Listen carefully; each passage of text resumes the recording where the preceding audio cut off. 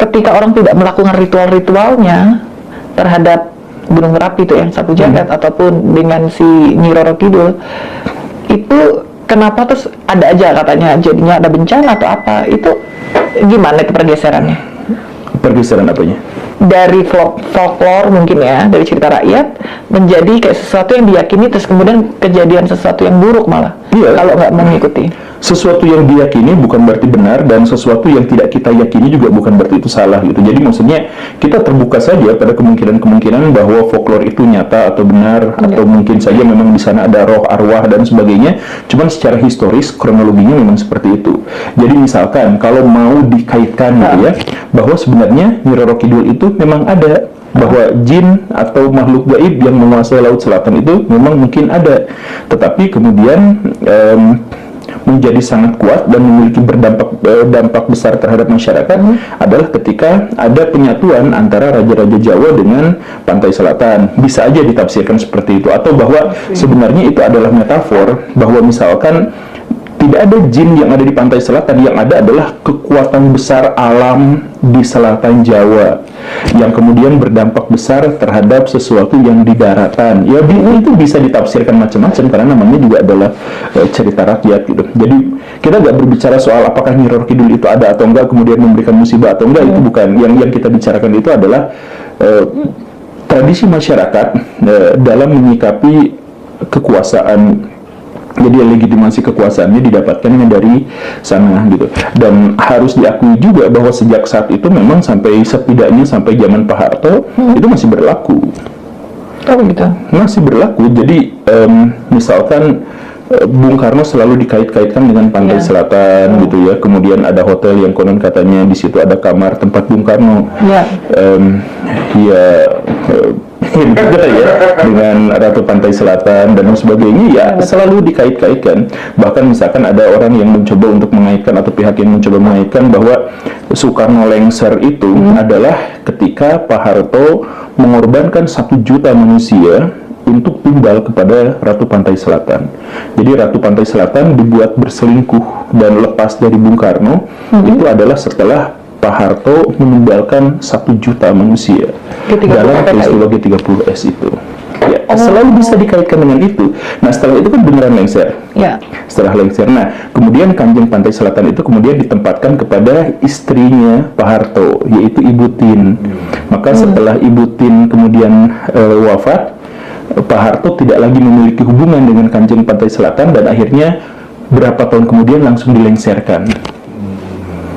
Oh, gitu ceritanya. Iya. Oke. Ya, tapi kan sekali lagi itu kita tidak memiliki metodologi untuk bisa membuktikannya kan. Ya itu kita anggap secara ilmiah itu adalah tradisi folklore masyarakat aja. Iya. Kita semua hampir kita semua menjadi akhirnya nggak percaya, jadi FOMO juga, ikut jangan-jangan benar gitu. Nah iya, dan kemudian kan banyak orang yang ikut ya, yang akhirnya wah jangan-jangan benar. Ya silahkan saja kalau misalkan mau menganggap itu benar atau salah. Saya nggak ikut campur soal itu, cuman saya hanya menjelaskan bahwa sekali lagi ya, relasi antara kekuatan-kekuatan mistis atau kepercayaan terhadap mistisme dengan kekuatan politik di Indonesia memang seperti itu gitu. Akhirnya untuk mengumpulkan kekuatan politik atau kekuasaan itu harus masyarakat Indonesia itu harus dibuatlah silsilah atau cerita untuk mendukung kekuasaan mereka itu. Iya, dan itu tidak bisa dibantah sampai detik ini kan. Jadi misalkan ketika kemarin Pak Jokowi yang periode pertama itu misalkan, atau periode kedua ya, yang dicalonkannya, yang menjadi wakilnya itu adalah Pak Ma'ruf Amin misalkan, kenapa harus seperti itu? Karena saingannya itu dengan orang yang berbasis kepercayaan juga. Jadi yang berbasis kepercayaan harus dilawan dengan orang yang berbasis kepercayaan juga gitu. Jadi mau menang mau kalahnya ternyata tergantung pada apakah kelompok dari sini mendukung. Itu kan semuanya adalah urusan kepercayaan kan, urusan dalam tanda kutip mistik gitu. Storytelling juga. Berarti kalau Mas Hendra mau nyalon bupati di Tuban gitu, berarti harus membuat silsilah dia keturunan dari. Iya, misalkan begitu. Apalagi Tuban itu kan banyak tokoh-tokohnya. Iya. Oh iya, oke. Wali-wali itu mungkin ada berapa? Bahkan ada yang Ada makamnya di situ? Ada. Bukan. Itu Ada ya? Sunan Bonang. Sunan Bonang, iya. Sunan Bonang. semua pandit di sana semua. Nah, iya itu. Katanya orang mau mencapai derajat harus datang ke tempat Sunan Bonang. Ada tempatnya begitu. Iya. Dari nggak percaya jadi kayak FOMO. Jangan-jangan iya. Ya nggak apa-apa, percaya. Agak Saya ngeri. nggak akan mentertawakan atau apa. Tapi senyum. Tapi nyambung dari situ, belief system orang Indonesia itu kan unik ya. Sekarang lagi marak banget fenomena cek kodam. Nah, ini cek kodam ini sama juga. Saya juga jadinya lama-lama FOMO juga. Orang pada ngecek kodam, apa benar kodam itu apa, dia fungsinya apa gitu. Kenapa masyarakat kita begitu meyakini adanya kodam? Ya, kodam itu sebenarnya juga lestari sejak zaman nenek moyang kita, bahkan sebelum ajaran Islam datang. Mereka tuh percaya bahwa kita itu ditemani oleh makhluk gaib tertentu yang ada bersama kita gitu. Apakah dia baik atau jahat, dan itu sangat-sangat berdampak terhadap kehidupan kita gitu. Atau misalkan kadang-kadang kita juga bisa melihat ada orang yang bertemu dengan dia tuh karismanya kok lain gitu ya. Jadi Nama saya itu. Hah? Nama saya. Oh gitu. Ya udah, itu supranya itu lain gitu. Jadi bukan karisma motor supra. Sutranya. Tapi tadi saya naik ojek tuh Jupiter motornya. Oh ya. Itu.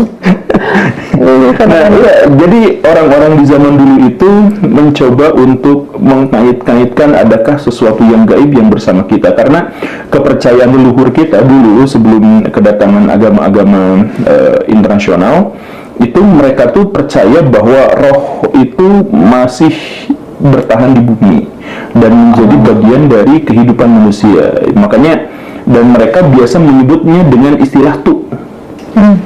Jadi makanya sekarang itu ada istilah, kalau sesuatu yang sakral itu biasanya ada kata tu-nya di Jawa tuh. Misalkan tumpeng, atau misalkan batu itu untuk ini ya, sesembahan. Atau misalkan Tuhan, hantu, tulampak, ya pokoknya mah yang berhubungan dengan tu itu biasanya itu dikaitkan dengan sesuatu yang gaib, roh nenek moyang tutu. Nah, misalkan nanti kemudian belakangan ada sang dan ada hyang. Ya. Sang itu sebagai Tuhan dalam perwujudan laki-laki, dan hyang adalah perempuan. Makanya nanti anak-anak Pak Jokowi namanya adalah Kak Sang dan Kak Hyang. Oh, berarti Ya. Jawa banget ya. Ada kaitannya sebenarnya di situ. Nah, jadi akhirnya jadi sang hyang gitu. Nah, dan kemudian jadi para hyangan gitu, orang Bandung gitu ya. Jadi kota para dewa hyang gitu. Perempuan. Ya, karena gunung. Nah, gitu. Pegunungan yang subur, makanya identifikasi perempuan itu kan biasanya kesuburan. Makanya negara-negara yang ada di wilayah yang subur biasanya memujanya dewa perempuan. Termasuk orang Sunda misalkan, itu dewanya Dewi Sri, perempuan. Nah, gitu. Nah, ya, dan banyak lah sebenarnya. Beda sama orang Eropa yang Tuhannya tuh ayah, Tuhan langit. Kalau kita Tuhan bumi. Nah, sampai di mana tadi seleksi? Kodam. Ya, nah, kodam itu, jadi karena leluhur kita itu, misalkan kalau sudah mati itu tetap tidak kemana-mana gitu, tapi ada di bumi, dia biasanya akan tersimpan di tempat-tempat misalkan batu-batu, pohon-pohon besar, tempat keramat dan sebagainya, termasuk juga diri kita. Nah, biasanya nempel. Nah, itu sama orang yang indigo dalam tanda kutip, itu bisa kelihatan, oh itu nempel. Ketika kemudian tradisi Arab masuk ke Nusantara, nah tradisi Arab juga punya istilah kodam, jin yang mendampingi kita, jin kembaran kita. Nah, itu kemudian dicocok logikan. Jadi dua cerita spiritualitas itu dicocokkan antara Jawa dengan Arab. Jadi nama Arab, Khodam itu dari tradisi Arab, tetapi konsepsi tentang bahwa dia nempel apa dan sebagainya, termasuk berpengaruh terhadap kehidupan kita dan sebagainya, itu adalah tradisi Jawa. Gitu. Jadi orang semedi untuk mendapatkan Khodam itu adalah tradisi Jawa berarti? Iya, itu betul tradisi Jawa gitu. Jadi ada orang yang kita serem banget, dia cuma natap doang itu bikin kita serem. Wah, itu Khodamnya macam gitu. Nah, misalkan gitu kan. Iya sih. Nah, ada yang dibully terus tuh orang mukanya lucu, hodamnya cacing gitu. Misal ya. Oh, iya, Ya karena- tapi dikaitkannya dengan seperti itu. Dan kenapa sekarang tiba-tiba menjadi laku ya? Laku tuh atau viral atau trending itu ya tidak harus kesetujuan, bisa aja itu adalah lelucon gitu, atau dianggap sebagai anekdot gitu ya, semacam itu. Kan sekarang ada aplikasi di ininya untuk ngecek dan gitu. botol Yakult. Iya, itu agak sekarang itu luar biasa mengganggu otak juga, karena kalau scrolling adanya cekodam mulu gitu. Iya, kalau saya scroll ya judi online gitu. Jangan. Nah, kalau ngomong tadi kodam biasanya kalau indigo tahu, tapi sebenarnya indigo sama six sense itu bedanya apa ya, Guru Gembel? Ada yang Iya, ngaku six sense, ada yang ngaku indigo. ya dua-duanya juga itu sebenarnya mitos, tapi karena itu berasal dari barat, jadi kita tuh menghargai itu sebagai sesuatu yang lebih ilmiah gitu, padahal sama-sama aja mitos gitu. Jadi sebenarnya misalkan istilah six sense gitu ya, atau indera keenam, itu kesalahan orang-orang di zaman awal modern. Ya. Jadi awal modern itu masyarakat menganggap bahwa tubuh manusia itu punya 5 indera. Ya. Ada penglihatan, ada perasa, ada pencium, ada kulit, terus ada pendengar gitu. Dan itu 5. Padahal manusia itu lebih dari 20 indrawinya tuh. Misalkan kalau kita lapar, itu kan sistem indrawi kita. Oh, iya. Jadi misalkan gitu ya. Dan misalkan kalau kita mau jatuh, kita tiba-tiba bergerak ke arah yang sebaliknya, titik keseimbangan itu bukan sebenarnya indera. Iya. Jadi ada lebih dari 20 sistem indrawi kita itu. Cuman orang zaman dulu mengidentifikasinya hanya 5. Nah, jadi ketika mereka menganggap ada indera lain, maka disebutnya indera ke-6. Harusnya indera ke-27 gitu. Yang Jadi ada. itu adalah upaya untuk mencocokkan antara temuan ilmiah pada masa lampau dengan hal-hal yang baru gitu, dengan spekulasi-spekulasi mistik. Apakah manusia memiliki ekstra indera misalkan? Untuk beberapa orang ada, misalkan ada manusia yang matanya itu bisa sampai seperti mata elang gitu, bisa melihat sampai jauh banget tuh bisa. Jadi misalkan di gedung sebelah tuh ada orang yang megang tulisan fontnya 12, Ya. dari sini tuh kebaca gitu. Ada manusia yang normal sampai sekarang seperti itu tuh ada gitu. Nah, apakah itu disebut sebagai six sense? Ya boleh gitu ya. Atau misalkan ada orang-orang tertentu yang misalkan dia matanya tidak bisa melihat, tetapi dia bisa memiliki indera seperti kelelawar. Dia tahu di depan ada apa gitu, hanya dengan jadi suara mantulin balik lagi ke telinga, dia tahu. Makanya dia seperti orang normal.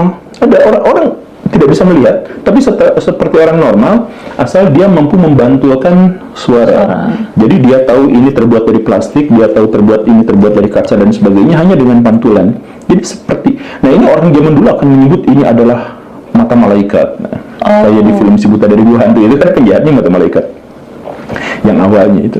Nah, kalau misalkan indera ke-6 dipahami seperti itu, ya bisa.